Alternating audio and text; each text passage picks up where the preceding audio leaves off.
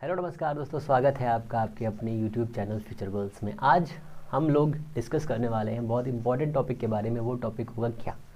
वो टॉपिक है viscosity. Viscosity के बारे में आज हम लोग सब कुछ पढ़ लेंगे, A to Z, ठीक है ना। इसमें पढ़ना क्या क्या है, सबसे पहले समझ लीजिए। फटाफट पढ़ेंगे हम लोग स्ट्रीमलाइन फ्लो, फिर पढ़ेंगे टर्बुलेंट, फिर पढ़ेंगे क्या, फिर पढ़ेंगे रेनॉल्ड नंबर, फिर पढ़ेंगे क्या, फिर पढ़ेंगे विस्कोस फोर्स या विस्कस ड्रैग इसे कहते हैं, ठीक है ना। फिर पढ़ेंगे क्या, फिर पढ़ेंगे हम लोग क्रिटिकल वेलोसिटी, फिर पढ़ेंगे टर्मिनल वेलोसिटी, है ना। तो इसके बाद में इतना चीज़ें करने के बाद में सबसे लास्ट में हम लोग पढ़ेंगे स्टोक्स लॉ। इतना आज हम लोग कंप्लीट करेंगे। कंप्लीट करने के साथ में हम लोग ये भी देखेंगे कि आप सभी लोग कैसे हैं, कैसा लग रहा है, कैसी मज़ेदार क्लासेस चल रही हैं। जैसे आपको ये क्लासेस मिल रही हैं उसमें सब कुछ मज़े आ रहे हैं, या फिर आप लोग सो जाते हैं, या फिर क्लासेस नहीं देखते हैं, जो भी है सब कुछ करने के बावजूद भी आप लोगों को ये सब अच्छा लग रहा है कि नहीं लग रहा है। अगर अच्छा लग रहा है तो आपको मेरे साथ बने रहना है और अपना प्यार ऐसे देते रहना है। बहुत सारी यूनिट्स ख़त्म हो चुकी हैं और मैकेनिक्स भी लगभग ख़त्म होने वाली है, ठीक है ना। जैसे ही मैकेनिक्स ख़त्म हो जाएगी वैसे ही हम लोग दूसरा यूनिट स्टार्ट करेंगे। ग्रेविटेशनल ये भी ख़त्म हो चुका है। ग्रेविटेशन मतलब ख़त्म हो चुका है। आप अगर चाहें तो सर्च कर सकते हैं आराम से, फ्यूचर गोल्स फिजिक्स डाल दीजिए, पूरी लिस्ट आ जाएंगी, ठीक है ना। और ऐसे करके बहुत सारी प्लेलिस्ट पहले से ही करा चुके हैं हम, तो आपको उन्हें देख लेना है, ठीक है ना। तो आज हम लोग सबसे पहले क्या पढ़ेंगे, विस्कोसिटी क्या होती है। विस्कोसिटी पढ़ने से पहले एक छोटा सा बिल्कुल 2 मिनट के अंदर स्ट्रीमलाइन फ्लो पहले हम लोग पढ़ चुके हैं, उसका वीडियो अपलोडेड है, प्लेलिस्ट बनी हुई है, जाइए देखिए एंजॉय करिए, ठीक है ना। दूसरा क्या है, स्ट्रीमलाइन फ्लो एक्चुअल में क्या होता है, ऐसा फ्लो जिसमें पार्टिकल्स, फ्लूइड के सारे पार्टिकल एक स्ट्रीम या एक लाइन में चलें, ऊपर नीचे ना हो, दाएं बाएं ना हो, इधर उधर घूमे ना, ठीक है ना। जैसे आपने बेसिक सा एग्जांपल पहले ही देख रखा है कि एक लाइन में चलना, जैसे आपके जो सोल्जर्स होते हैं एक लाइन में चलते हैं, ऐसे करके स्ट्रीमलाइन हो गया। स्ट्रीमलाइन सिर्फ कट नहीं करती, आपको ये भी याद रखना है। और दूसरा क्या याद रखना है, दूसरा ये याद रखना है कि टर्बुलेंट फ्लो में क्या होता है कि सारे पार्टिकल इधर उधर घूमते रहते हैं, एज अ भीड़ समझ लीजिए आप, ठीक है ना। ये टर्मिनल क्या हुआ, टर्मिनल बोल रहा हूँ, देखो क्या यार मैं पागल हो जाता हूँ ना, इतनी क्लासेस लेने के बाद में थोड़ा दिमाग ख़राब रहता है। फिर इसमें क्या है, टर्बुलेंट फ्लो आपको समझ में आ गया क्या होता है। इसके आगे चलेंगे तो आएगा क्या, आपका क्रिटिकल वेलोसिटी। क्रिटिकल वेलोसिटी जैसा कि आपने पहले ही पढ़ा है किसमें, सर्कुलर मोशन में। सर्कुलर मोशन में क्या होता है, एक पार्टिकल ऐसे घूम के आता है और इस वाले पॉइंट पे पहुंचने के लिए जो इसके पास मैक्सिमम स्पीड होती है, उस स्पीड को क्या कहते हैं हम, टर्मिनल नहीं कहते हैं, और कहते क्या है, क्रिटिकल वेलोसिटी कहते हैं या क्रिटिकल स्पीड कहते हैं, critical speed of a fluid, ठीक है। अब इसमें क्या कहेंगे, जो हमारे पास ये फ्लूइड है इसमें क्या कहेंगे, तो इसमें हम कहेंगे ये कि किसी भी फ्लूइड का, ठीक है, किसी भी फ्लूइड का क्रिटिकल स्पीड क्या होता है, जिसमें वो फ्लूइड क्या बना रहे, स्ट्रीम लाइन फ्लो में बहता रहे, लगातार फ्लो होता रहे। अगर कोई लिक्विड या कोई फ्लूइड, ठीक है, स्ट्रीम लाइन फ्लो में बह रहा है, ठीक है, और उसकी स्पीड भी मैक्सिमम है, स्पीड मैक्सिमम है और स्ट्रीम लाइन में बह रहा है, स्पीड मैक्सिमम। वर्ड को बहुत ही ध्यान से, बहुत ही मन लगा के, बहुत ही गंभीरता के साथ में समझिए। एक फ्लूइड है जो बह रहा है, जिसके पास में जो फ्लो हो रहा है, जिसके पास में स्पीड कितनी है, मैक्सिमम, बट अभी भी वो स्ट्रीम लाइन मोशन में है। इस मैक्सिमम स्पीड को क्या कहेंगे, हम कहेंगे मैक्सिमम स्पीड को कहेंगे क्रिटिकल स्पीड, ठीक है।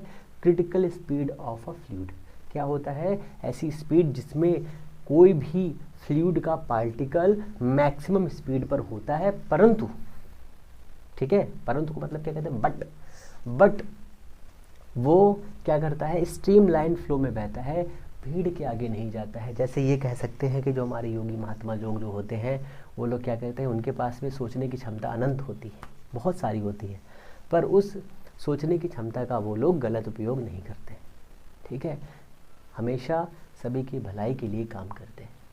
तो हम लोग जो फिज़िक्स पढ़ते हैं वो हमारे आसपास के बेसिक एग्जाम्पल से बनाई जा चुकी है या बनाई गई है, ऐसा हम लोग कह सकते हैं। तो आपको क्रिटिकल स्पीड समझ में आ गई होगी मेरे हिसाब से, ठीक है।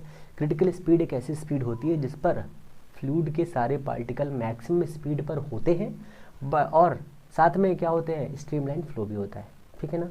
या ये कह सकते हैं कि ऐसी मैक्सिमम स्पीड जिस पर पार्टिकल, जो फ्लूइड के पार्टिकल हैं वो लगातार स्ट्रीमलाइन मोशन में रहते हैं, स्ट्रीम फ्लो में रहते हैं, स्ट्रीमलाइन फ्लो में रहते हैं, उसे हम क्या कहेंगे, उसे हम कहेंगे क्रिटिकल स्पीड। ठीक है, कहेंगे सर वेरी गुड।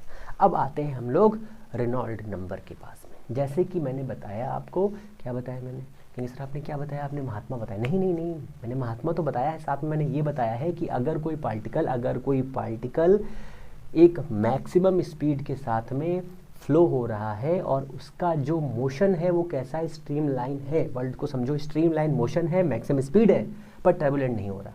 तो इसके लिए हमारे एक बहुत महान वैज्ञानिक थे रेनॉल्ड जी, उन्होंने एक खुद का नंबर दे दिया। जैसे सभी लोग अपना फ़ोन नंबर देते ना 98 करके, वैसे ही इन्होंने अपना एक फ़ोन नंबर दे दिया। वही नंबर को हम लोग कहते हैं, वो फ़ोन नंबर तब के ज़माने में 4 डिजिट का होता था, अब तो 10 डिजिट का हो गया।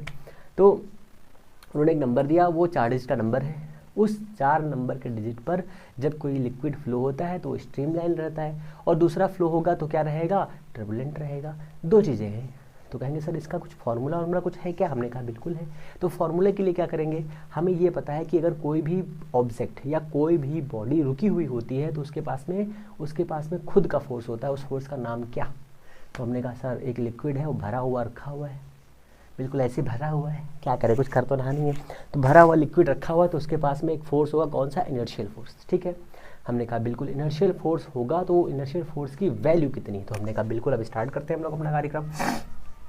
तो हमारे पास क्या है कि इनर्शियल फोर्स है, इनर्शियल फोर्स की वैल्यू कितनी होती है, F = ma ये होता है, या ये कह सकते हैं change of momentum is directly equal to the force. ठीक है ना, तो हमने क्या किया, हमने मोमेंटम ले लिया, मोमेंटम को चेंज कराएंगे, और चेंज कराने के साथ में क्या आ जाएगा, आपको कुछ पुराने वाली चीज़ें याद आएंगी, पुरानी वाली।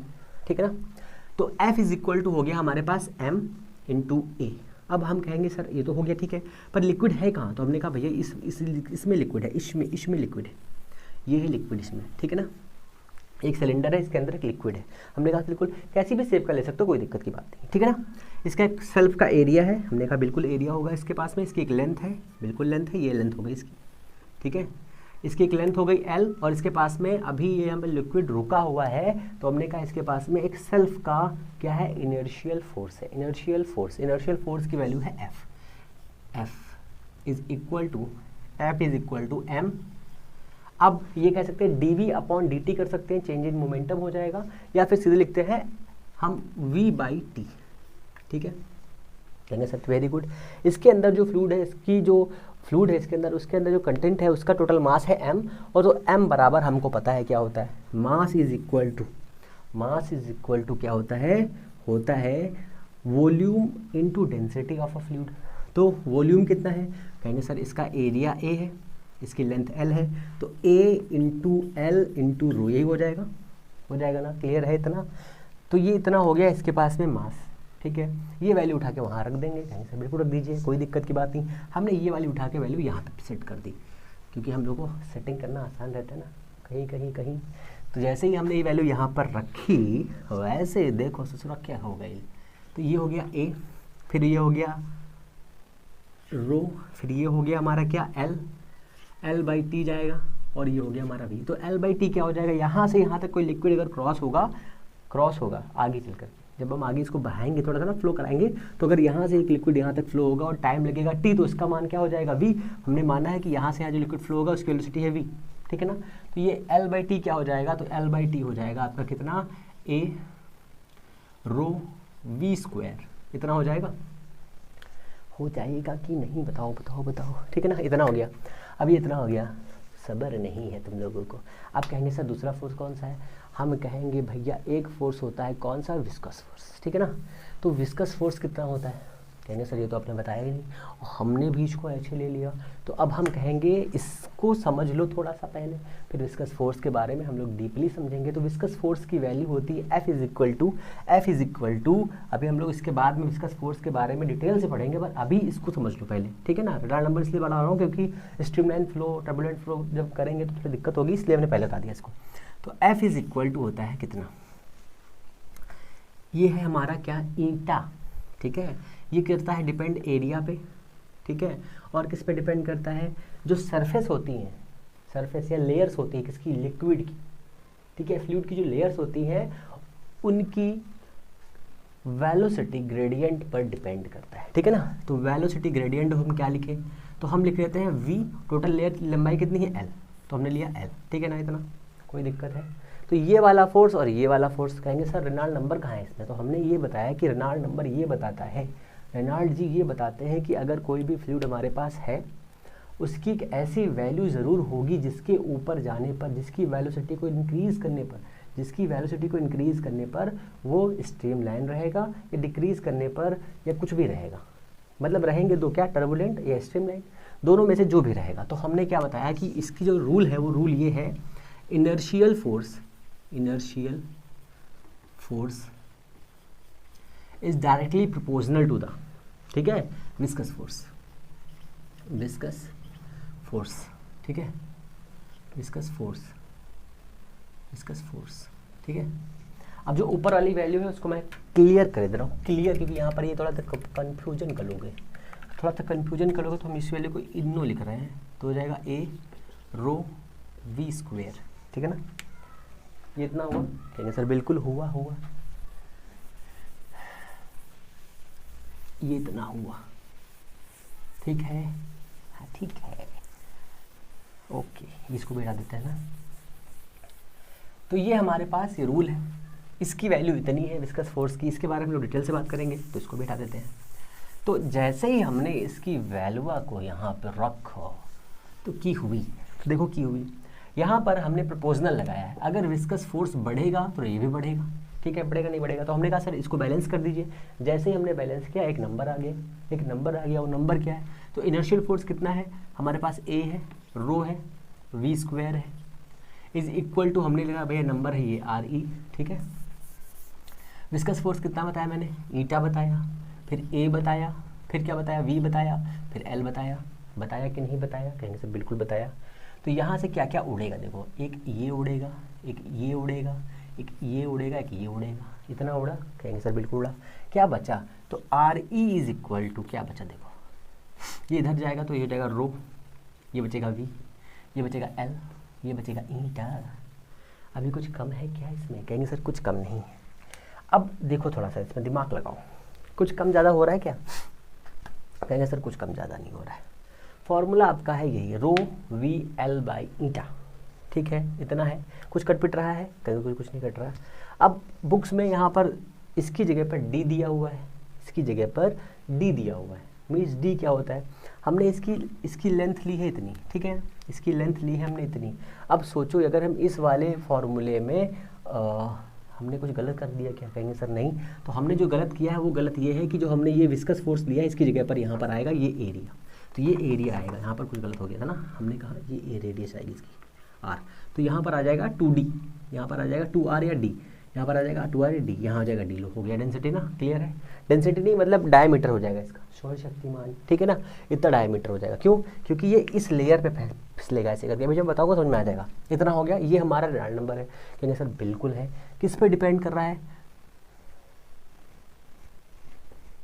सब पे डिपेंड कर रहा है, कहेंगे सर आवाज़ ही नहीं आ रही थी, हाँ देखो रेनॉल्ड नंबर डेंसिटी पे डिपेंड करता है, वेलोसिटी पे डिपेंड करता है और रेडियस ऑफ द कर्वेचर पे डिपेंड करता है, ठीक है ना। कहेंगे सर इस पे भी तो डिपेंड करेगा, ये क्या है, ये ईटा है, इस ईटा को हम कहते क्या है, हमने तो कह दिया। तो अभी जब हम लोग विस्कस फोर्स पढ़ेंगे ना तो उस पर बताऊंगा मैं क्या है ये, ठीक है ना, ये तो आप लोग पहले से पढ़ चुके हैं। इतना हुआ, अब कहेंगे सर इसमें 2 नंबर आते हैं, एक नंबर है 1000, एक नंबर है 2000, कहेंगे सर बहुत नंबर आ गए इसमें तो आपके, हम कहे भैया बहुत नहीं आए हैं, बहुत कम है ये नंबर।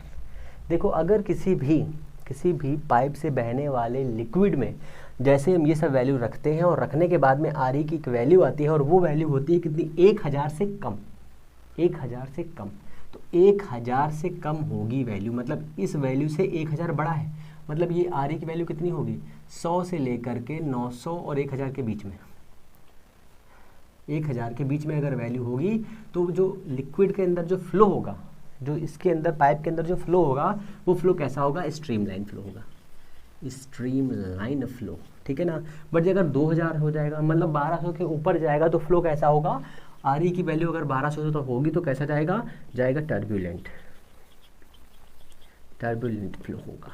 कब फ्लो होगा, कब होगा, जब किसी भी पाइप में बहने वाले लिक्विड की स्पीड कितनी होगी या रेनॉल्ड नंबर कितना होगा, इतना होगा, इतना होगा, कहेंगे सर बिल्कुल ठीक है। क्या हम स्पीड निकाल सकते हैं इसमें ऐसी वैल्यू रख करके? बिल्कुल निकाल सकते हैं। सोचो कैसे। हमने कहा कि हमें 2000 वैल्यू चाहिए।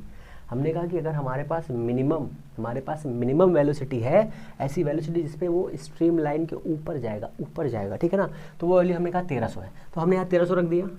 ईटा पता रहेगा, डेंसिटी ऑफ लिक्विड पता रहेगी, डायमीटर ऑफ दिस सिलेंडर पता रहेगा, वेलोसिटी निकालनी है, निकाल लेंगे ना।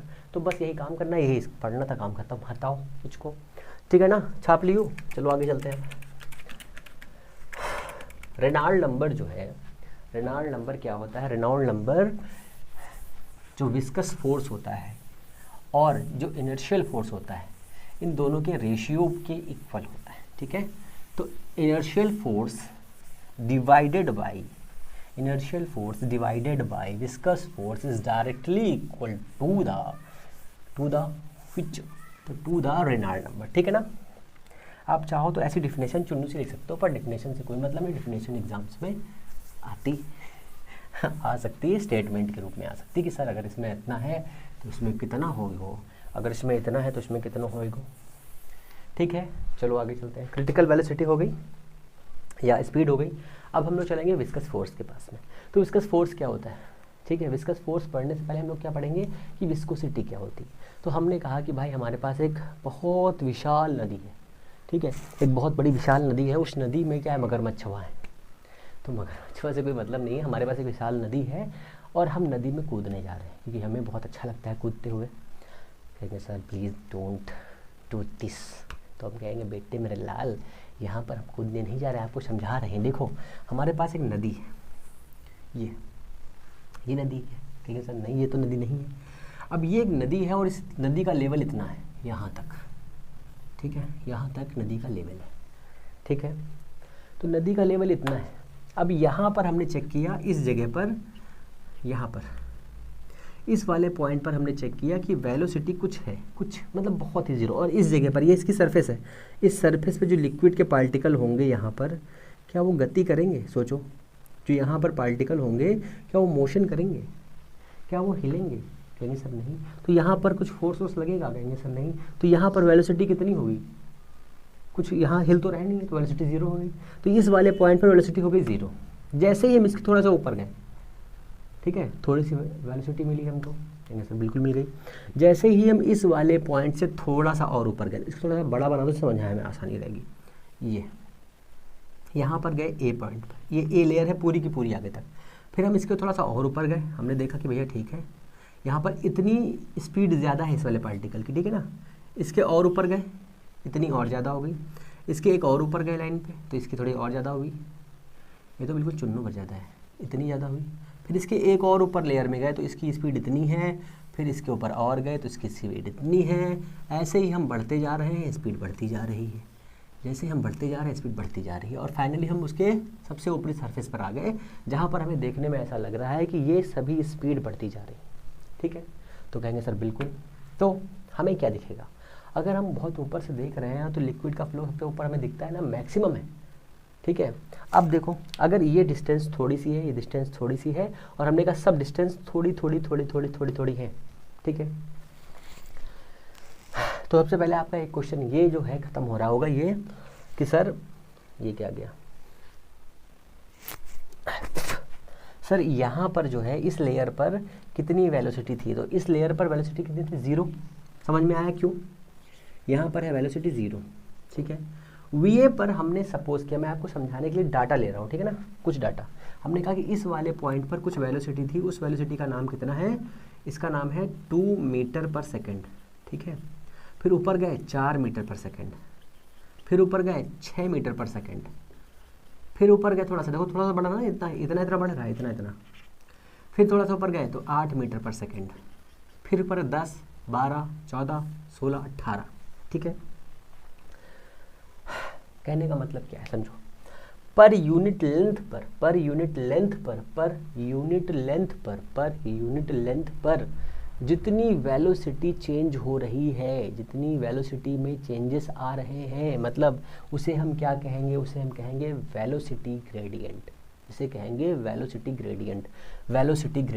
वेलोसिटी ग्रेडियंट, वेलोसिटी ग्रेडियंट, ग्रेडियंटम, ठीक है, क्या हुए पर यूनिट लेंथ पर यूनिट लेंथ पर। समझो ये लेंथ इतनी है, हमने कहा बिल्कुल सर ये लेंथ कितनी है, हमने कहा सर ये लेंथ है डेल्टा जेड। कैसे निकाला हमने, कैसे निकाला डेल्टा जेड, हमने कह तो दिया कैसे निकाला, कैसे देखो इस वाले पॉइंट पर कितनी ऊंचाई है, कहेंगे सर 0 है। इसके ऊपर हम गए यहाँ पर, तो यहाँ पर ऊंचाई कितनी है, हमने कहा सर 2, मान लिया हमने ऊंचाई है कुछ यहाँ से लेकर के 0, मतलब यहाँ से लेकर के ऊंचाई है कितनी 2 मीटर, ठीक है 2 मीटर ऊंचाई है। तो हमने कहा बिल्कुल, तो इसके बीच में ऊंचाई का डिफरेंस कितना, ठीक है मैं समझा रहा हूँ देखो। फिर हम इसके एक लेयर और ऊपर गए, ठीक है, इसकी रिस्पेक्ट में ये हाइट कितनी है, कहेंगे सर 4 मीटर है, ठीक है। फिर इसकी हाइट के ऊपर हम 2 लेयर ऊपर चले गए और एक लेयर यहाँ पर थी, हम इस लेयर पे पहुँच गए, तो हमने कहा इस वाले लेयर की हाइट कितनी, कहेंगे सर 8 मीटर है, ठीक है। अब हमने बताया कि पहली वाली लेयर की रिस्पेक्ट में निकालिए, पहली वाली वर्ड्स को बहुत ध्यान से समझो, पहली वाली लेयर के रिस्पेक्ट में मीन्स ग्राउंड फ्लोर से चौथी लेयर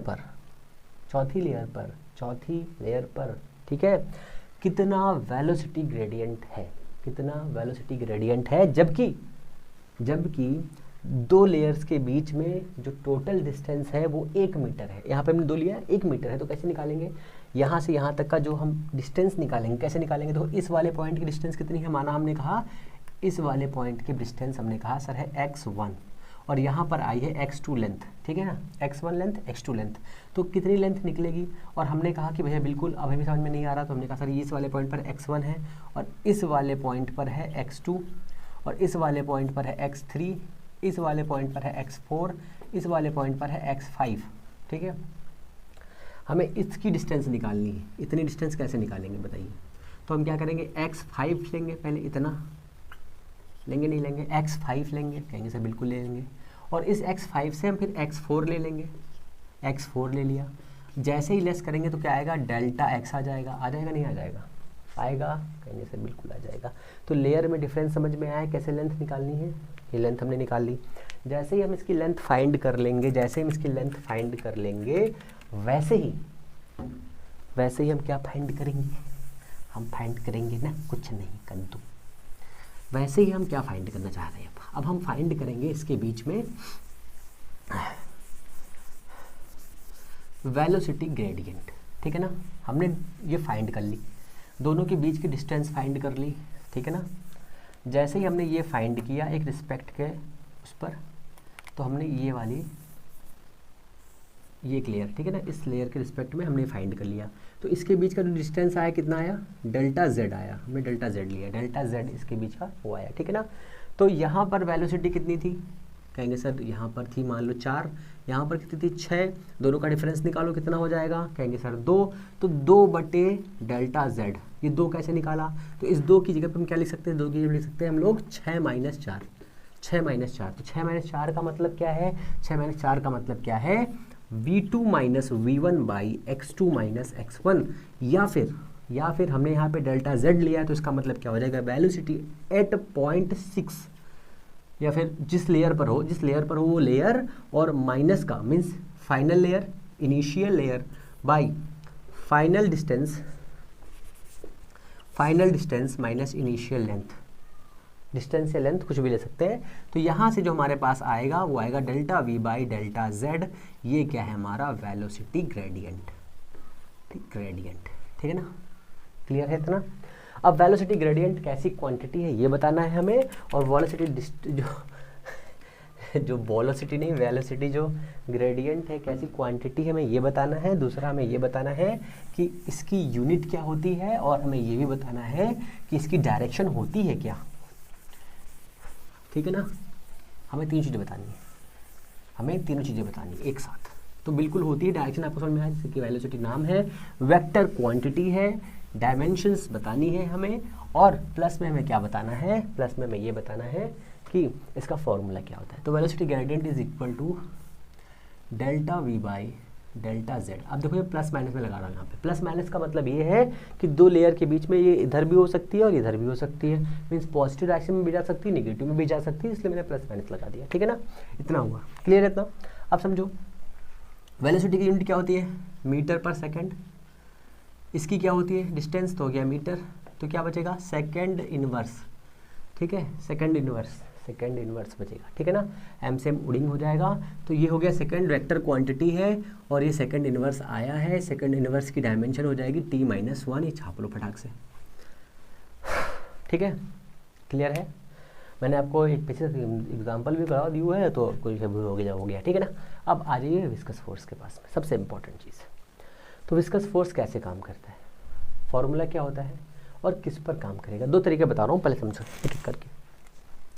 हमारे पास ये बड़ी बड़ी सी 3 लेयर्स हैं या 5 लेयर है। मान लो ये ग्राउंड है हमारा, ये ग्राउंड है, ये ग्राउंड है, ये ग्राउंड है। ठीक है, यहाँ पर हमने इस पूरे एरिया पर, देखो ये पूरा का पूरा एरिया है कि नहीं दिख रहा आपको? इस एरिया पर हमने एक फोर्स अप्लाई किया पर यूनिट एरिया पर। जैसे ही हम इस पर फोर्स अप्लाई करेंगे, यहाँ पर मैं नदी की बात नहीं कर रहा हूँ, अब मैं एक बेसिक से फ्लूइड की बात कर रहा हूँ जो एक सरफेस पर भरा हुआ है और उस पर हम धक्का मारने जा रहे हैं। जैसे हम धक्का मारेंगे वैसे ही कौन सा एक्शन होगा ये बताइए, फिर इसको मैं बीकर में समझाऊंगा तो आपको बहुत समझ में आएगा। जैसे ही हमने इस पर एक फोर्स लगाया पर यूनिट एरिया पर, तो पर यूनिट एरिया पर लगने वाला फोर्स हो गया इतना, हुआ कि नहीं हुआ? पर यूनिट एरिया पर। ठीक है, तो हमने कहा सर पर यूनिट बोला तो आपने यहाँ पे ए ले लिया, तो फार्मूला बना मेरे लाल इसलिए मैंने ले लिया। ठीक है ना, तो यहाँ पर हमने एक फोर्स अप्लाई किया है। इस फोर्स का नाम क्या है? External force. जैसे ही मैंने ये अप्लाई किया एक्सटर्नल फोर्स, वैसे ही देखो क्या हो रहा है, इन लेयर्स के बीच से एक फोर्स आ जाता है वापस में। जैसे ही हमने धक्का दिया वैसे ही आपको पता है, जैसे ही कोई भी लिक्विड के अंदर कोई भी चीज़ गिरती है तो उसके अंदर कुछ फोर्स होता है जो हमें अपोज करता है। उस फोर्स का नाम है बायनेंसी फोर्स। ठीक है ना, बायनेंट फोर्स नाम है उसका। तो वो फोर्स के अलावा अगर यहाँ पर हम बात करें तो यहाँ पर क्या काम करेगा? तो यहाँ पर काम करेगा इसके बीच में जो ये है, ये क्या है? ये क्या है? वेलोसिटी ग्रेडियंट काम करेगा। कैसे काम करेगा? जैसे जैसे हम इस पर फोर्स अप्लाई करते जाएंगे वैसे ही देखो ये लेयर पर फोर्स या वेलोसिटी कितनी आ रही थी और इस पर थोड़ी कम है, तो हमने कहा इस पर 4 है, इस पर 6 है, दोनों के बीच में अंतर आया कितने का? 2 का अंतर है, वो अंतर इतना है। मीन्स इस वाली लेयर पर फोर्स ज़्यादा है। फिर यहाँ पे आ जाओ, यहाँ पर क्या है? इससे यहाँ पे ज़्यादा है, यहाँ पर ज़्यादा है। ठीक है ना, तो नीचे लेयर पे फोर्स कितना होगा? 0। ऊपर लेयर पे थोड़ा सा ज़्यादा, फिर ज़्यादा, सबसे ज़्यादा ऊपर यहाँ पर होगा मैक्सिमम। ठीक है, तो कहने का मतलब क्या है, जो यहाँ पर यूनिट एरिया पर अप्लाई करने वाला फोर्स है वो किस पे डिपेंड कर रहा है? वो यहाँ पर डिपेंड कर रहा है वेलोसिटी ग्रेडियंट पर। वेलोसिटी ग्रेडियंट पर डिपेंड कर रहा है। तो पर यूनिट एरिया पर लगने वाला force F/A directly proportional to the V/Δz। ठीक है, अब इसको बैलेंस कर दो तो F is equal to the eta plus minus लगा रहा हूँ मैं यहाँ पे। ठीक है ना, डेल्टा V/Δz और ये आ गया हमारा A। ये हमारा क्या है? ये हमारा है विस्कस फोर्स। अब यहाँ पर ये क्या है? ये हमारे पास क्या है? Coefficient of viscosity. ठीक है, अभी समझो, अभी रुक जाओ, अभी पेशेंस रखो। जैसे ही ये फोर्स इस पर काम करने लगा, ये फोर्स कैसे बना? जब हमने एक्सटर्नल फोर्स अप्लाई किया उसकी वजह से इसके अंदर एक फोर्स जनरेट हुआ है। वो फोर्स की डायरेक्शन नहीं बताई मैंने कि इधर लगेगा इधर लगेगा। तो जैसे ही मैंने इस पर एक्सटर्नल फोर्स अप्लाई किया वैसे ही यहाँ से एक अपोजिट फोर्स लगने लगा फटाफट। ठीक है, वैसे ही एक अपोजिट फोर्स काम किया, वो अपोजिट फोर्स है ससुरा ये, इसकी वजह से फोर्स लग रहा है। अब ये फोर्स जब इसके अपोजिट लगेगा तो इसकी डायरेक्शन यहाँ पर आएगी माइनस। ठीक है, माइनस आएगी। अब इस वाले फोर्स को हम कहते हैं विस्कस फोर्स। ठीक है ना, अब ये फोर्स हर जगह पर काम करेगा और किसकी वजह से बन रहा है सोचो। तो 2 लेयर्स के बीच में, 2 लेयर्स है यहाँ पे ना लगातार, लेयर 1, लेयर 2, लेयर 3, लेयर 4 है। 2 लेयर के बीच में जब रिलेटिव मोशन हो रहा है, देखो यहाँ पर वेलोसिटी कितनी है? 6 है, यहाँ पर हो जाएगी 8, दोनों के बीच में रिलेटिव वेलोसिटी कितनी है? 2। ठीक है, 2 रिलेटिव वेलोसिटी है यहाँ पर। अब 2 वेलोसिटी है मेरे पास में और चेंज भी हो रही है, तो फोर्स तो बनना जाहिर है। जैसे इस पे फोर्स बना, वो फोर्स है कितना? इतना। वो फोर्स इतना, मैं इसको साफ करता हूँ आपको बताता हूँ, है ना। तो जो विस्कस फोर्स है वो एक्चुअल में कौन सा फोर्स है? वो कौन सा फोर्स है बताइए? क्या रिएक्शनरी फोर्स कह सकते हैं? बताइए, क्या रिएक्शनली फोर्स कह सकते हैं? जो रिएक्शन के वजह से या अप्लाइड फोर्स की वजह से बना हो, ऐसा फोर्स कह सकते हैं? तो हाँ कह सकते हैं, ऐसी बात नहीं है। पर ये कहाँ बनता है? तो ऐसी जगह पर बनेगा जहाँ पर मीडियम होगा, ठीक है। तो एयर में भी बनता है, ये भी बात आप समझ लीजिए, एयर में भी ये फोर्स बनता है, तो ये भी आपको याद रखना है, ठीक है। अब समझो इसमें और कोई सी नई सी बात है। इसमें नई सी बात इसमें ये है कि जो हमारा ये विस्कस फोर्स है वो एक्चुअल में किस तरह से काम करता है। विस्कस फोर्स जो है हमारा किस तरह से काम करता है, जैसे ही हमने फोर्स अप्लाई किया, कौन सा, एक्सटर्नल फोर्स, वैसे ही यहाँ से एक अपोजिशन का फोर्स काम करने लगा। तो अपोजिशन काम करने लगा, किस डायरेक्शन में काम किया, अपोजिट डायरेक्शन में काम करेगा, ठीक है, अपोजिट डायरेक्शन में काम करेगा। इसलिए F इज इक्वल टू हो जाएगा माइनस का eta delta V by delta Z into ए।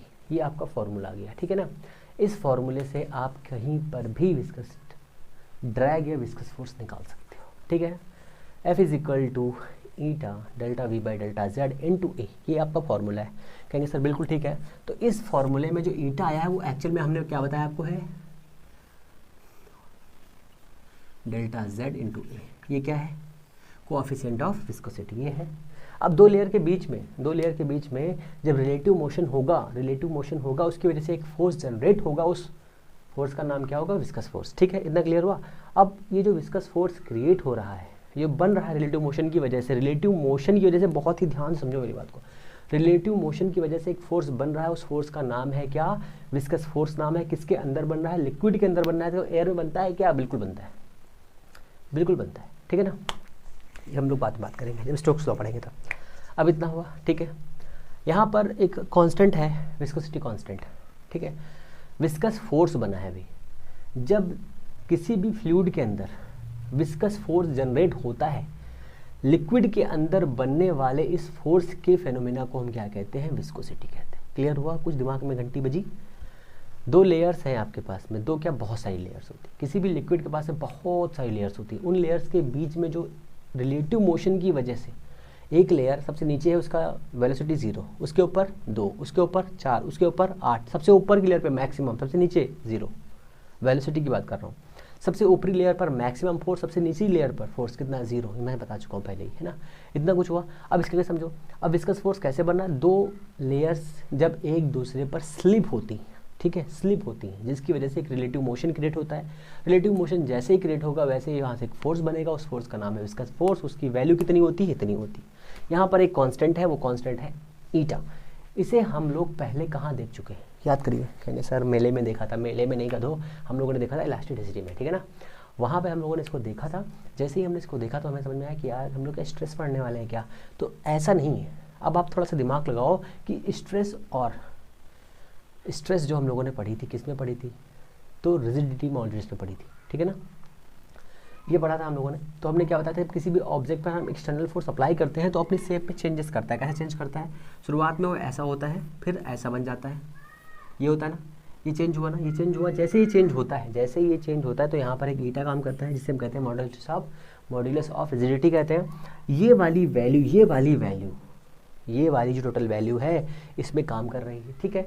वैसे ही जब हम लिक्विड के ऊपर एक्सटर्नल फोर्स अप्लाई करते हैं तो आप थोड़ा सा दिमाग लगाइए और सोचिए, जब हम किसी लिक्विड के ऊपर फोर्स अप्लाई करते हैं तो वो भी अपने शेप पे थोड़ा सा परिवर्तन तो कर ही लेता है ना। परिवर्तन करता है कि नहीं करता, कर लेता है बिल्कुल। तो वहाँ पर हमने ये इसको लगाया, इसलिए हम लोग इसका इस्तेमाल करते हैं यहाँ पर, ठीक है ना। तो हम ऐसे भी इसको सोच सकते हैं, ऐसी कोई बहुत बड़ी बात नहीं है, इसलिए हम इसको ऐसे सोच सकते हैं, ठीक है ना। इतना ठीक है। अब समझो यहाँ पर जो ईटा हमारे पास आया है, उस ईटा की हमें निकालनी है डायमेंशन एंड यूनिट एंड जो भी और समझ में आ जाए। तो ये होता है न्यूटन भावा, ये हो गया नीटा, ये हो गया मीटर पर सेकेंड, ये हो गया मीटर, ये हो गया मीटर स्क्वायर। तो मीटर से मीटर उड़ा, ईटा इज इक्वल हो गया कितना, न्यूटन, ये न्यूटन है, यहाँ से मीटर उड़ चुका था, ये हो गया मीटर स्क्वायर, आएगा मीटर स्क्वायर, और ये इसके ऊपर जाएगा तो हो जाएगा सेकंड, ठीक है ना। बताओ कोई दिक्कत, मीटर से मीटर उड़ गया, 1/सेकंड बचा, 1/सेकंड, सेकंड यहाँ पर आ जाएगा, मीटर्स के नीचे आ जाएगा, इतना ठीक है। जैसे ही आ जाएगा तो अब डायमेंशन फटाफट बना लो इसकी, mL/t-2 इंटू t/L2। तो ये इससे उड़ेगा, कितना बचेगा, L minus one T minus one, ये हो गया इसका डायमेंशन, ठीक है ना। डायमेंशन हो गया इसका, क्या समझो, यूनिट क्या हो गया, यूनिट क्या दिख रहा होगा ना, न्यूटन पर मीटर स्क्वायर सेकंड, ठीक है ना, ये इसका यूनिट हो गया। अब डाइन में भी कर सकते हैं, ऐसी बात नहीं है, न्यूटन को डाइन में करो, 1 न्यूटन 10 टू पावर 5 डाइन होता है, मीटर 10 टू पावर 4 होता है, ऐसे भी कर सकते हो। चलो कर लेते हैं इसको भी। 1 newton is equal to 10 to power 5 dyne, तो eta is equal to 10 to power 5 dyne into second into metre 4, तो ये इससे उड़ेगा। Eta is equal to 10 to power 1 dyne second per metre square, ये हो गया ईटा इज इक्वल टू। अब इस वाली वैल्यू को हम कहते हैं पॉइज, इसका एक यूनिट होता है पॉइज भी, ये भी याद रखिए, पॉइजा। ऐसे की जगह पे जेड भी कर सकते हो, ऐसी कोई दिक्कत की बात नहीं है, ठीक है ना। चलो आगे चलते हैं फटाफट, ये क्लियर हुआ। हंसो यार थोड़ा सा, गुलू गुलू बताऊँ क्या, गुलू गुलू, जी ओ ओ ओ ओ, एल एल एल एल, ई गुलू गुलू, हंसो हंसो।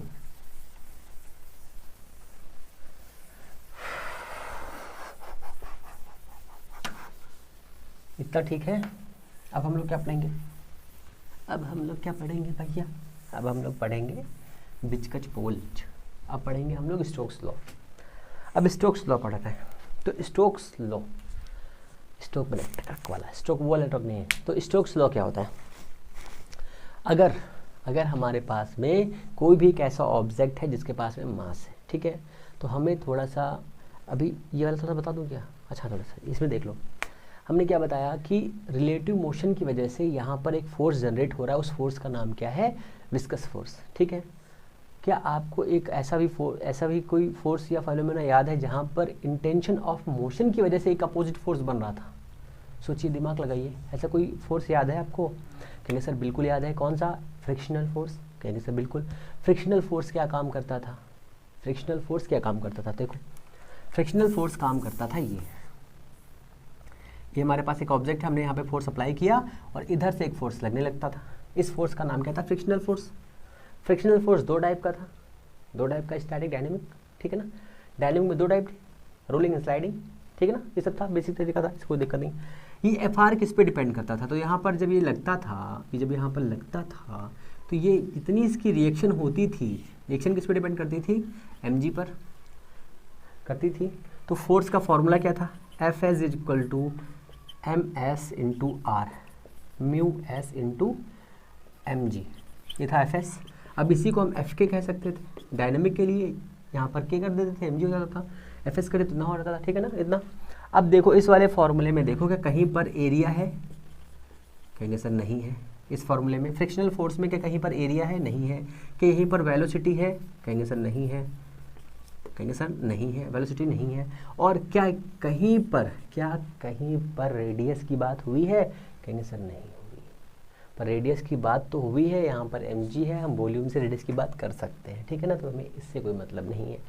क्या एरिया ऑफ सरफेस की बात हुई है? कहेंगे सर नहीं हुई, ठीक है। तो इतनी चीज़ें इस फ्रिक्शनल फोर्स में काम कर रही थी। वैसे ही क्या विस्कस फोर्स में ऐसा कुछ था क्या? एरिया काम करता है, भाई इसमें, है ना। वेलोसिटी काम करती है क्या? यहाँ पे वेलोसिटी थी? नहीं थी। तो फ्रिक्शनल फोर्स वेलोसिटी पर डिपेंड नहीं करता है। आप 10 की स्पीड में कहीं जाएं, 20 की स्पीड में जाएं, 50 की स्पीड में जाएं, 5000 की स्पीड में जाएं, फ्रिक्शनल फोर्स कांस्टेंट ही लगेगा। जितना 10 की स्पीड में लगेगा उतना ही 500 में लगेगा, ठीक है ना। पर यहाँ पर ऐसा नहीं है। अगर आपने वेलोसिटी को इंक्रीज़ कर दिया तो विस्कस फोर्स भी इंक्रीज़ हो जाएगा। आप खुद सोचिए, एक लिक्विड के अंदर आप थप्पड़ मारते कस के, जितनी तेज़ थप्पड़ मारेंगे उतनी तेज़ ही आपके हाथ में लगेगा, समझे। ये विस्कस फोर्स है पानी पर। अब एक, हाँ बिल्कुल, बहुत ही इम्पॉर्टेंट रूल याद आ गया। आप कभी भी बाल्टी के पास बैठे हो, बाल्टी पे धीमे से हाथ मारिए तो आपके कितना फोर्स लग रहा है, तेज़ मारिए फिर देखिए कितना फोर्स लग रहा है।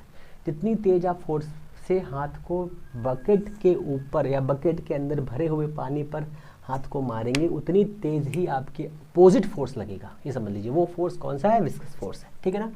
वेलोसिटी पर डिपेंड करता है, एरिया पे डिपेंड करता है, ये आपको याद रखना है, और ये इसमें डिपेंड नहीं करता है। ठीक है, अब ठीक है कहेंगे सर हाँ अब अच्छा लगा है हमरे को। अच्छा तो लगेगा ही, मैचे देखो इसके रहा नहीं जाता।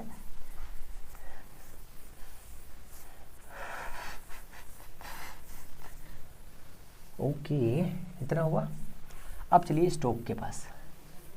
स्टोक के नियम के अनुसार अगर हमारे पास में कोई एक पार्टिकल है जिसके पास में एक मास है, एक रेडियस है और एक वेलोसिटी से वो नीचे आ रहा है या फ्री फॉल हो रहा है, ठीक है, तो उसके पास में कितना फोर्स होगा, इस फोर्स की वैल्यू कितनी होगी, ये हमारे बहुत ही महान इंसान चाचा दादा काका सभी हैं जो स्टोक भाई साहब ने बताया। ठीक है ना। स्टोक भाई साहब के अनुसार अगर कोई भी लिक्विड या ऐसे मान लो कोई भी बॉडी फ्री फॉल कर रही है, फ्री फॉल में गिर रही है, पर वहाँ पर क्या है, मीडियम है, वहाँ पर एक मीडियम है, एयर भी एक मीडियम है, वैसे अगर गिर रही है तो उस पर लगने वाला फोर्स कितना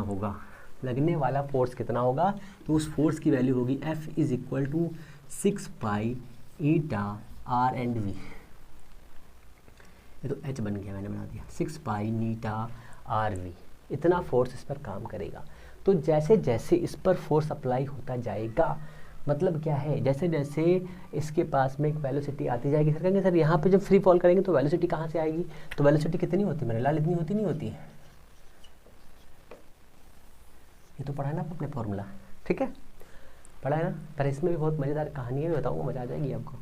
ठीक है इतना हुआ। ये हमारे पास फोर्स होता है, इसको कहते हैं स्टोक्स लॉ, या फिर ये कह सकते हैं force directly proportional to the radius, force directly proportional to the velocity and force directly proportional to coefficient of viscosity eta. It's depend on temperature। जो ये विस्कोसिटी कांस्टेंट है ये टेम्परेचर पर डिपेंड करता है। अब विस्कोसिटी कांस्टेंट मैंने बता दिया, आपको थोड़ा सा बता देता हूँ कि कैसे ये होता है एक्चुअल में। अगर मान लीजिए आपके पास में कोई लिक्विड है, मान लीजिए शहद है और एल्कोहल है, शहद एल्कोहल, एल्कोहल बहुत पास मिल जाता है, शहद है एल्कोहल है पानी है, तीनों में आपने तीनों को गर्म किया। सबसे पहले पानी का तो एक ही तरह रहेगा, पर ये जो है एल्कोहल ये थोड़ा सा और हल्का होकर उड़ने लगेगा, पर जो शहद है ये हल्का हो जाएगा। तो गाढ़ापन हल्कापन को क्या कहते हैं, विस्कोसिटी कहते हैं, श्यानता कहते हैं, आप ये याद रखिए। ठीक है, गाढ़ेपन और हल्केपन को हम श्यानता कह सकते हैं। तो ये हमारे पास स्टोक का फॉर्मूला हो गया। पर स्टोक फॉर्मूले के अनुसार जो बहुत सारे एग्जाम्पल्स बनते हैं ना, वो मज़ेदार हैं, वो बहुत मज़ेदार है। देखो वो क्या है, अगर हमारे पास में कोई बॉडी है, ठीक है, जो किसी भी, पहले हम लोग लिक्विड की बात करेंगे उसके आगे आगे चलेंगे, है ना, जो किसी भी मीडियम से फ्लो, मतलब किसी भी मीडियम में चल रही है। नहीं सर बिल्कुल चल रही होगी, हमने कहा बिल्कुल चलेगी। यहाँ पर आपको विस्कस ड्रैग या विस्कस फोर्स सही समझ में आएगा। इस वाले स्टोक्स लॉ में आपको विस्कस फोर्स सही से समझ में आएगा। ठीक है, तो विस्कस फोर्स कैसे काम करता है। आप मानिए कि आपके पास में एक m मास का एक बॉल है जो h हाइट से नहीं किसी भी हाइट से फ्री फॉल हो रहा है, मतलब फ्री फॉल हो रहा है अंडर द ग्रेविटी। ठीक है, तो जैसे ही इसमें गिर रहा है वैसे ही क्या हो रहा है, 2-3 एक्शन हो रहे हैं। पहला, आपको मालूम चल गया कि अगर किसी के पास में वेलोसिटी है तो उस पर, किसी भी मीडियम में है तो उस पर एक फोर्स काम करता है, उस फोर्स का नाम है विस्कस फोर्स। ठीक है, अब वो विस्कस फोर्स कितना होगा, कैसे काम करेगा, ये हमें बताना है। तो सबसे पहले आपको ये याद रखना है कि जो मैंने फार्मूला बताया स्टोक्स लॉ वाला, वो फार्मूले मैंने सिर्फ आपको प्लस करके बता दिया, पर इसमें माइनस भी होता है। ठीक है, मैं अभी भी समझाऊंगा इसको। तो हमारे पास स्टोक्स लॉ में फॉर्मूला होता है F is equal to plus minus 6 pi eta r v. अब हालांकि हम लोग माइनस ही इस्तेमाल करेंगे, क्योंकि अगर ऑब्जेक्ट ऊपर से नीचे गिरेगा तो नीचे से ऊपर तरफ एक फोर्स काम करेगा, उसकी वैल्यू माइनस में जाएगी। ठीक है, तो माइनस हमेशा काम करता है। ठीक है, पर हम प्लस माइनस ले ले रहे हैं, आपको जो समझ में आया वो कर लीजिएगा, कोई दिक्कत की बात नहीं है। अगर ऑब्जेक्ट नीचे से ऊपर की ओर जा रहा है तो ऑपोजिट फोर्स काम करेगा, ये भी माइनस। ठीक है ना, क्लियर हुआ। तो हम लोग ऐसे रखेंगे, ये फॉर्मूला ऐसा होता है। अब इसको समझो, हमारे पास यहाँ पर एक लिक्विड, इस टंकी में एक लिक्विड भरा हुआ है। ठीक है, यहाँ से एक ऑब्जेक्ट है जिसके पास में मास है m, वेलोसिटी v है, रेडियस इसके पास में है r। ठीक है, रेडियस के पास में r, इतना है।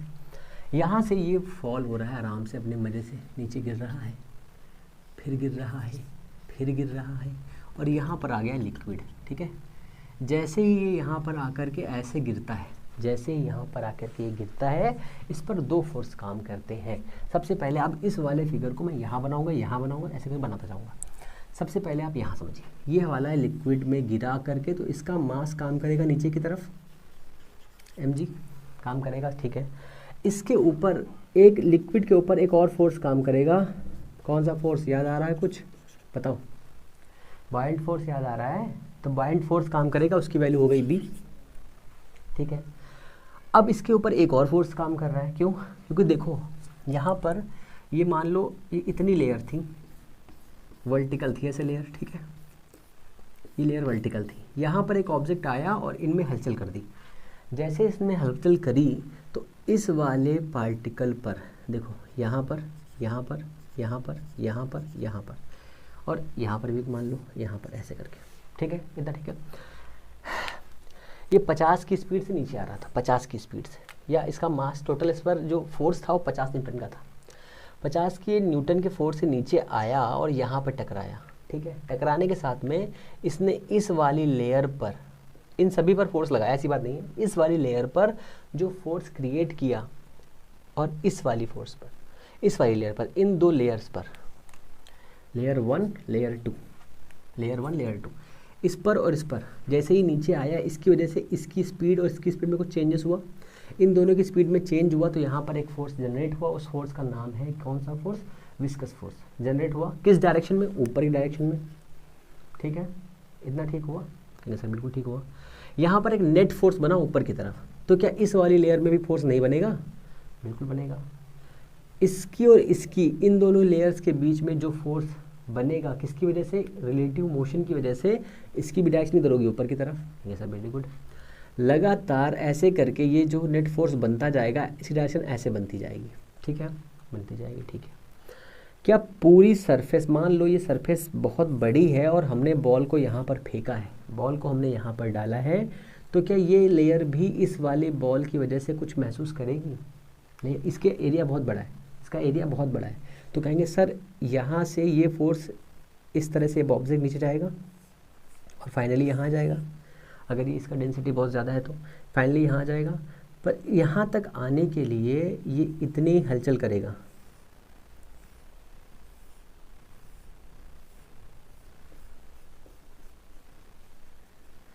ये कुछ ऐसे रहेगा। ठीक है ना, इतनी हलचल करेगा। मतलब क्या करेगा कि अगर यहाँ पर इसके पास 50 न्यूटन का फोर्स नीचे लग रहा था, तो यहाँ से जब यहाँ पर पहुँचेगा तो इसके अपोजिट में कितना फोर्स लग चुका होगा? 48 का। फिर यहाँ पर 40, 38, 35, 30, 25, 20, 15, 10, 5, 3, 2, 1, 0, तो 0 पर यहाँ पहुँचेगा। मतलब इस जगह पर कोई भी चेंजेस नहीं होंगे, इस जगह पर कोई भी चेंजेस नहीं होंगे। अब हम मान सकते हैं कि ये टोटल का टोटल क्या है? एक सिलेंडर है। इस सिलेंडर की वजह से अब यहाँ पर फोर्स कैंसिल कैसे हो रहा था? तो यहाँ पर एक अपोजिट फोर्स काम कर रहा था। टोटल फोर्स कितना था? 50 न्यूटन का।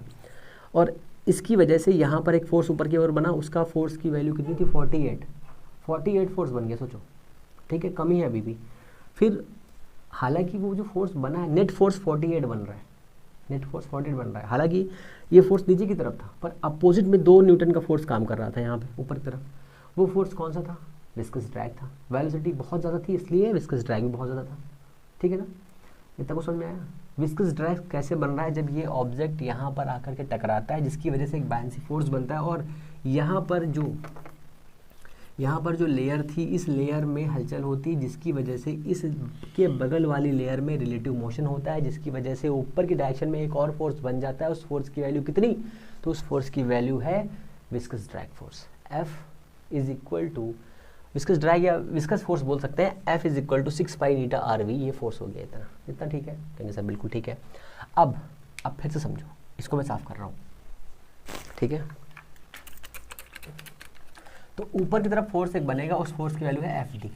ठीक है, ड्रैग, या F भी कह सकते हैं, F भी कह सकते हैं, FV। ठीक है, ऊपर की तरफ फोर्स काम कर रहा है। बट ये जो फोर्स काम कर रहा है अभी इसकी इतनी वैल्यू नहीं है कि ये इसको बैलेंस कर सके, ठीक है। तो हम देख रहे हैं कि जैसे ही इसके अंदर ये आता है ये अपनी स्पीड को और बढ़ा लेता है। यहाँ पर था अभी, ये यहाँ से यहाँ पर आया, अपनी स्पीड को इसने और बढ़ा लिया। क्यों? क्योंकि ये एच हाइट इस मीडियम में आके गिर चुका था। यहाँ से ये एच हाइट आकर के नीचे गिरेगा, जिसकी वजह से इसकी वेलोसिटी इंक्रीज़ हो जाएगी। शुरुआत में इसकी हाइट मान लो 1 मीटर थी, मतलब 1 सेंटीमीटर थी, यहाँ पर 1 सेंटीमीटर, फिर 2 सेंटीमीटर, फिर 10 सेंटीमीटर, 20 सेंटीमीटर, ऐसे हाइट बढ़ रही थी और वेलोसिटी भी इंक्रीज़ हो रही थी, जिसकी वजह से जैसे जैसे वेलोसिटी इंक्रीज़ हो रही थी वैसे वैसे ही ये अपोजिशन करने वाला फोर्स, कौन सा, विस्कस फोर्स भी बढ़ रहा था। बात समझते रहो बहुत ध्यान से। इस लेयर पर विस्कस फोर्स कितना काम कर रहा था? मान लो यहाँ से 10 न्यूटन से नीचे जा रहा है, 10 न्यूटन से नीचे जा रहा था, तो यहाँ पर अपोजिट करने के लिए बना 2 न्यूटन का फोर्स, ठीक है। 2 न्यूटन का फोर्स ऊपरी लेयर पर बना, और बायंसी का फोर्स जो बना, बायंट फोर्स बना, वो कितना बना? वो बना यहाँ पर ऊपर की तरफ, यहाँ बना रहा हूँ, वहाँ पे तो गड़बड़ हो जाएगा। ऊपर की तरफ लगा 2 न्यूटन का फोर्स FD, और बायंट फोर्स ऊपर की तरफ लगा कितना? 1 न्यूटन का। टोटल हो गया कितना? टोटल कितना? इसको भी 2 मान लो, शुरुआत में 2 न्यूटन था, कितना हो गया? 4 न्यूटन। अभी भी वो 6 न्यूटन से नीचे जा रहा है, ठीक है, 6 न्यूटन से नीचे जा रहा है। इस वाले पॉइंट पर आ गया ये, इसकी हाइट बढ़ गई, हाइट बढ़ने के साथ में इसकी वेलोसिटी बढ़ी, वेलोसिटी बढ़ने के साथ में फोर्स बढ़ गया, फोर्स बढ़ने के साथ में यहाँ पर जो अपोज करने वाला फोर्स था उसकी वैल्यू कितनी हो गई? उसकी वैल्यू हो गई 6 न्यूटन। उसकी वैल्यू हो गई 6 न्यूटन। इस वाले पॉइंट पर इसकी वेलोसिटी कितनी हो गई होगी? वेलोसिटी थोड़ी सी कम हुई, तो यहाँ पर जो काम करता 4 न्यूटन। अब इस वाले पॉइंट से ये इस वाले पॉइंट पर आ गया। यहाँ पर अपोज करने वाला फोर्स, मतलब विस्कस फोर्स कितना काम कर रहा है? 8 न्यूटन। और बायोंट फोर्स कितना काम कर रहा है? 2 न्यूटन। ये जा कितने स्पीड से रहा है? कहेंगे सर 10 न्यूटन की स्पीड से जा रहा है, 10 न्यूटन से। कहेंगे सर अब तो फोर्स 0 हो गया, तो गिरना ही नहीं चाहिए। हुआ ना खेला, मजा आयो। अब समझो इसको। अब देखो, कोई अच्छा लगा बताओ। अब देखो कंडीशन इसकी, कंडीशन ही तो मज़ेदार है इसकी, कंडीशन ही तो इसकी मज़ेदार है।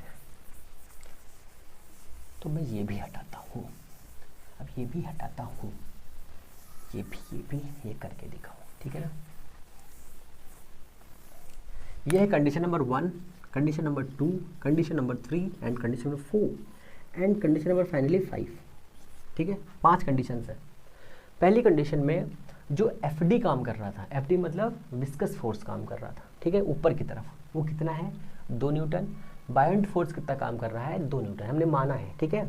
तो हमने कहा सर पहली कंडीशन पर, कंडीशन नंबर 1 पर कितना काम कर रहा है? बायंट फोर्स प्लस FV लिख लीजिए।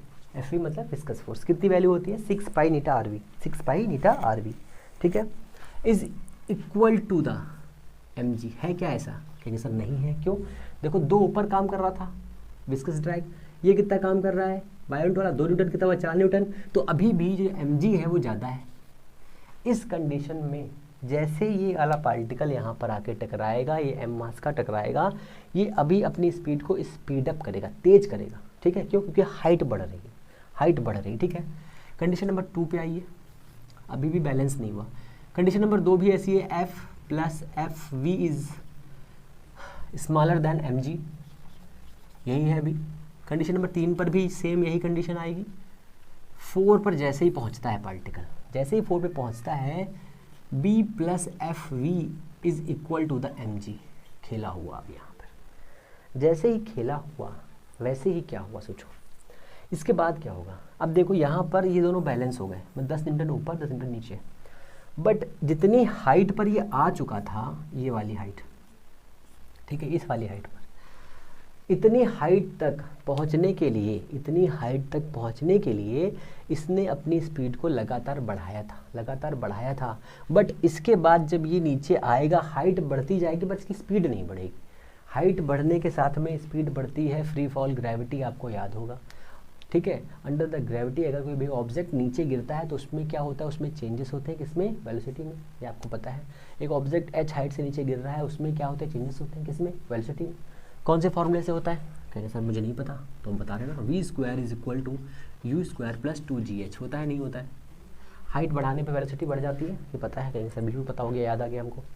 जैसे अगर ये हो रहा है तो इस कंडीशन में थोड़ा सा सोचो कि हाइट यहाँ तक पहुँच चुकी है, वेलोसिटी बढ़ चुकी है। अब हम अगर इसकी हाइट को और बढ़ा दें, यहाँ तक ले आए, तो यहाँ पर पहुँचने के बाद में ये इसको तोड़ क्यों नहीं दे रहा है?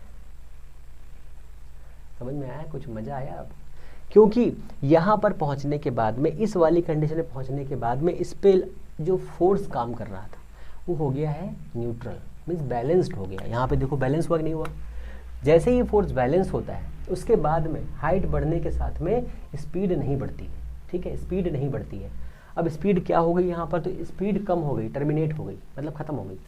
जैसे स्पीड ख़त्म हो जाएगी उस वाली स्पीड को हम क्या कहेंगे? कहेंगे कौन सी स्पीड? टर्मिनेट स्पीड या वेलोसिटी। तो टर्मिनेट स्पीड ये मैंने निकल दिया। यहाँ पर जब ऐसी कंडीशन बनेगी तो यहाँ से जो जनरेट होगा वर्ड, वो स्पीड कौन सी होगी?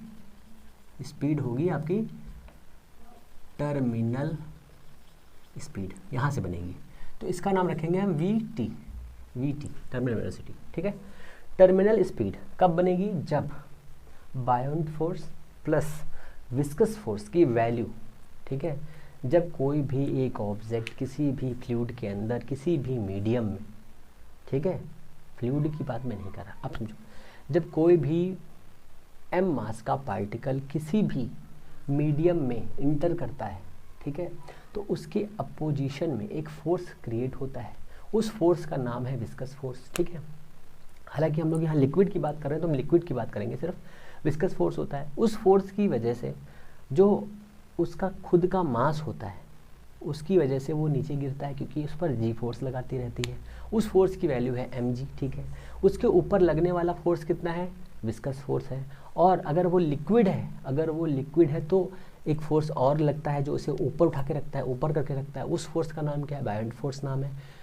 बायोंट फोर्स और विस्कस फोर्स मिल करके जो ऊपर से गिरने वाला ऑब्जेक्ट है, जो नीचे लगातार गिरता रहता है, उस ऑब्जेक्ट के फोर्स को बैलेंस कर देते हैं।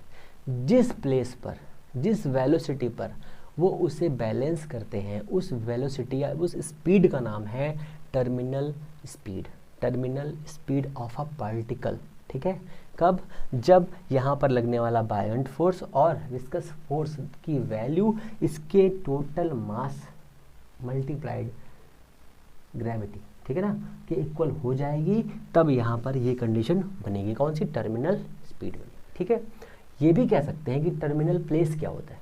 ऐसे प्लेस पर जहाँ पर इसकी स्पीड टर्मिनल स्पीड में आ जाती है, या फिर विस्कस फोर्स प्लस बायोंट फोर्स की वैल्यू टोटल फोर्स के वैल्यू के बराबर हो जाती है, उस वाली स्पीड को हम लोग कहते हैं, उस वाले प्लेस को हम लोग टर्मिनल प्लेस कहते हैं, ठीक है ना। अब बायोंट फोर्स कितना होता है? तो कहने सर बिल्कुल पता है हमको, कितना होता है? B इज इक्वल टू होता है V रो जी।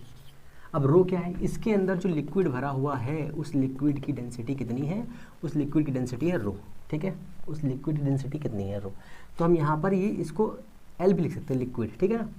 प्लस का FV कितना है? तो 6 पाई ईटा RV, ये हो गया, इतना हुआ, ऐसा बिल्कुल हो गया।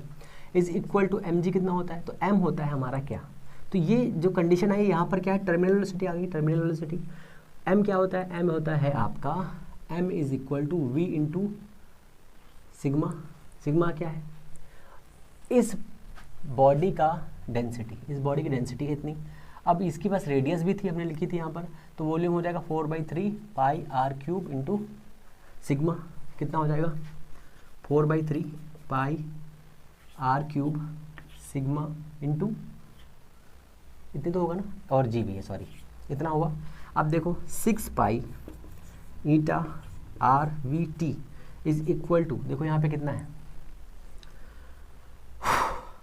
अब ये चाहो तो इसको हटा भी सकते हो यहाँ से, पहले वॉल्यूम बाद में रखेंगे ना, पहले ऐसे निकाल लो फार्मूला, फिर अभी थोड़ा सा और खेल होगा ना, इसलिए थोड़ा सा परेशान हो जाओगे आप लोग भी। तो volume of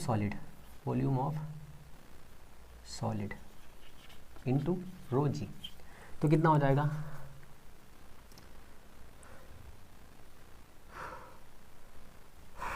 volume of solid, यहाँ पर देखो क्या है, और ये है रो जी माइनस का रो लिक्विड। यार मैं रो क्यों लिख रहा हूँ यहाँ पे? सिग्मा लिखना है भाई, बहुत बड़ा गलता हुआ जा रहा है। रो इंटू जी। कुछ कॉमन हो रहा है, कुछ कॉमन हो रहा है, कैसे बिल्कुल कॉमन हो रहा है, क्या कॉमन हो रहा है, तो कोई ये सॉलिड और ये सॉलिड। अब देखो थोड़ा सा दिमाग लगाओ, जब ये आकर के यहाँ पर गिरेगा तो इसी वॉल्यूम के बराबर है, तो ये बाइंड फोर्स लगेगा ना, तो ये वाला फोर्स, ये वाला वॉल्यूम कितना हो जाएगा, V इज इक्वल टू हो जाएगा VS। ये भी याद रखना, चलो ये भी याद कर लो, इतना हुआ। तो VS हमने कॉमन किया और G कॉमन किया, कितना बचा, सिग्मा माइनस रो, सिग्मा माइनस रो, इतना बचा। ये 6 पाई ईटा आर भी आ गया। अब ऊपर मैं देख रहा हूँ, ठीक है ना, बस यही कंडीशन थी समझने वाली, टर्मिनल वेलोसिटी कितनी होती है, स्पीड कितनी होती है, यही आपको याद रखना था, ठीक है, क्योंकि इसी से सारा काम बनना था। एक ऐसा पॉइंट आता है, ठीक है, जहाँ पर क्या होता है, जहाँ पर स्पीड कांस्टेंट हो जाती है, कांस्टेंट हो जाती है, उस वाली स्पीड को कहते हैं टर्मिनल स्पीड, ठीक है। अब याद रखना, अब मैं दोबारा नहीं बताऊंगा, कहेंगे सर मत बताइए, हमने को याद हो गया है, मत बताएंगे तो ये बताएंगे तो ऐसे भी नहीं आपको। अब आप लोग हीरो बन गए ना, इसलिए, और हीरो लोगों से तो मुझे नफरत हो चुकी है, ठीक है। चलो, तो 6 pi eta R V T is equal to, अब इसके लिए रखो वी एस कितना है, 4/3 pi R cube sigma minus rho and g. कुछ कट रहा है, कट रहा है, पाई से पाई उड़ रहा है, आर से एक आर कट रहा है, तो कितना हो जाएगा, V T is equal to आ जाएगा 2/9, ठीक है, ये तो बिल्कुल ठीक है, 2/9 पाई कट चुका है, R square by eta and sigma minus rho and g. ये हो गया आपका टर्मिनल वेलोसिटी का फॉर्मूला, ठीक है। अब इसका ग्राफ भी है बढ़िया सा, ऐसा ग्राफ,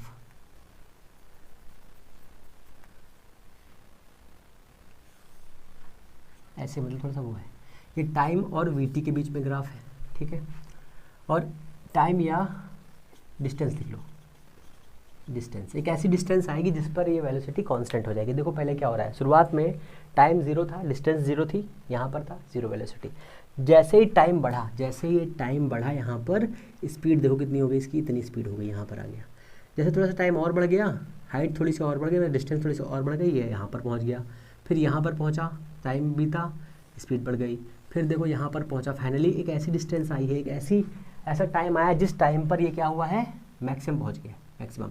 उसके बाद ये सेम है, मतलब इसके आगे बढ़ा ही नहीं। इस वाली स्पीड को हम कहते हैं टर्मिनल स्पीड, और इस वाले टाइम को कहते हैं टर्मिनल टाइम और डिस्टेंस, ठीक है ना, इतना हुआ। अब टर्मिनल वेलोसिटी किस पे डिपेंड करे, देखो आर पर कर रही है। अब सोचो, अगर आकाश से, स्काई से 10-12 बूंदें गिर रही हैं जिनका साइज़ और शेप अलग अलग है, उनकी टर्मिनल वेलोसिटी कैसी होगी बताइए फटाक से। अगर किसी ने कह दिया सर सेम होगी, तो उसको पकड़ के जगह हिला देंगे ऐसे करके, सेम नहीं होगी, ठीक है ना, सेम नहीं होगी, अलग अलग होगी। अलग अलग पार्टिकल्स के लिए अलग अलग स्पीड होती है। हाँ, उस कंडीशन पर टर्मिनल स्पीड सेम होगी जब दोनों का साइज और शेप इक्वल होगा, ठीक है ना। डेंसिटी पर भी डिपेंड करती है, जी पे भी डिपेंड करती है, और कोएफिशिएंट ऑफ विस्कोसिटी पर भी डिपेंड करती है। अब एक कंडीशन यहाँ से बची है जो इम्पोर्टेंट कंडीशन है, यहाँ पे लिख दे रहा हूँ, देखो 3 कंडीशन बनेगी, ये जी रो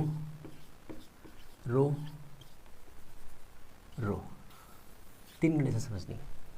जब इसकी वैल्यू ज़्यादा होगी, मीन्स लिक्विड बहुत ही ज़्यादा विस्कस होगा, मान लीजिए शहद है आपके पास, अगर बहुत ज़्यादा गाढ़ा शहद होगा तो ये क्या करेगा, इसकी वैल्यू कितनी हो जाएगी, माइनस में आएगी।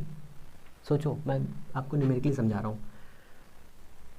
We T is equal to, यहाँ पे रखा सिग्मा इज इक्वल टू 4 और rho is equal to 6, value minus में, माइनस का 2/9 R square by eta into g आया। माइनस क्या रिप्रेजेंट कर रहा है कि अगर ये बीकर दिया हुआ है और यहाँ पर स्पीड कोई आएगा, पार्टिकल टकराएगा, टकराते ही ये इलास्टिक तरीके से ऊपर लेके जाएगा, मतलब इलास्टिसिटी के अंदर आ जाएगी, तो ये इसको अपोजिट कर देगा, स्पीड इतनी हो जाएगी माइनस की, ठीक है। तो इसी को एक दूसरे लफ्ज़ में समझो, लफ्ज़ में बता रहा हूँ, वर्ड्स में समझो। वर्ड्स क्या है कि आपके पास में एक एयर का बबल है, ठीक है, एयर का बबल है, किसी भी चीज़ का बबल है, या मान लो एल्कोहल के अंदर आप कुछ कर रहे हैं, पी भी रहे होंगे मान लो, तो क्या है इसमें पौवा ले रहे हैं, पौवा, ठीक है। तो आपके पास में ये लिक्विड है, इसके अंदर भरा हुआ है, और यहाँ पर इसके बीच में एक एयर का बबल है, ठीक है, एयर का बबल। तो ये है लिक्विड रो और ये है सॉलिड। इसकी वेलोसिटी, इसकी डेंसिटी कितनी है 1 है, और रो की कितनी है, मान लो इसकी वेलोसिटी डेंसिटी है 900 और इसकी है 1000, ठीक है। तो कितना आएगा सोचो खुद ही, कम हो जाएगा ना। जैसे ही कम होगा तो ये एयर का बबल ऊपर भागने लगेगा, तो वेलोसिटी ये रिप्रेजेंट करती है। Very good. अगर बराबर होंगे तो क्या होगा, तो ये जहाँ पर भी होगा वहीं पे स्टेबल रहेगा। मान लो ऊपर है तो ऊपर स्टेबल रहेगा, नीचे है तो नीचे स्टेबल रहेगा। अगर ज़्यादा है तो क्या होगा, ये फाइनली यहाँ पर आकर के रुक जाएगा, ठीक है, इतना ठीक है। अब विस्कोसिटी से मेरे हिसाब से तो कोई क्वेश्चंस नहीं बचे हैं, सारे के सारे मैंने करा दिए हैं, इसमें ज़्यादा अच्छे एग्जाम्पल्स भी नहीं थे। तो फिर अब आपको पता है क्या करना है, आपको हंसते रहना है, चिल करना है, एंजॉय करते रहना है, पढ़ते रहना है और अपनी पढ़ाई पर बहुत ध्यान से फोकस करते रहना है। हम लोग मिलेंगे नेक्स्ट वीडियो में। अगर चीज़ें अच्छी लगी हैं तो प्लीज़ चैनल को लाइक से सब्सक्राइब करें, अपना प्यार से देते रहें। तब तक के लिए नमस्कार।